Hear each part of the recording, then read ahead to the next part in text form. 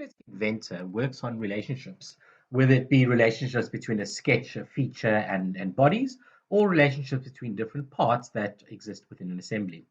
So within an assembly, the relationships we kind of would look at would be something like your constraints and your joints.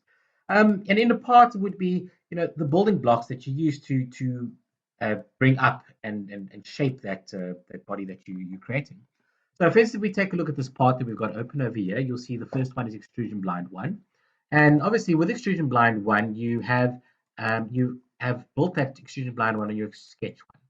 And so then, you've got your extrusion blind 2, which is built on sketch 2, but sketch 2 must have been built on one of the faces that you have on your extrusion 1 that you created over there. Now, today I'm just going to show you how the relationships work, so how you can look and find different parts, either the parent or child relationships to a certain, either feature or a sketch when in your part environment.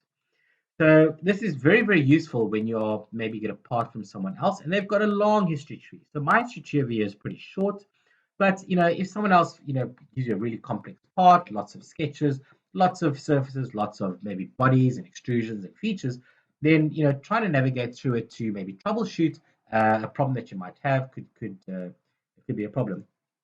So what we'll do today is just, if I don't know if you've ever noticed, if you go and right click on any of the features, you'll see there's a section over here in the right click menu called relationships. Alt plus R for the shortcut key. So if I select relationships, you'll bring up this relationships management dialog box. Now in the middle over here, you'll see that I've put on extrusion through 2, and it is dependent on the parents, extrusion, 2 extrusions, a fillet, and your sketch 8, and there's no children, so there's nothing dependent on that. So if I go click on extrusion blind 6, you'll see that it highlights as well in the browser, as well as it highlights in your window as well, your drawing window. And I've got 2 options here. I can either go and make this the selected. So if I select that, you'll see extrusion blind 6 jumps up into the middle over there. And you'll notice here that now we've actually got a couple of children to the extrusion blind 6, and we've also got a couple of parent relationships to that extrusion blind 6. So if you need to maybe go and edit any of these, which is either parent or child to the selected extrusion, you can select this little button over here, your edit button, or you can select the edit button to directly edit the feature or the sketch that you created over here.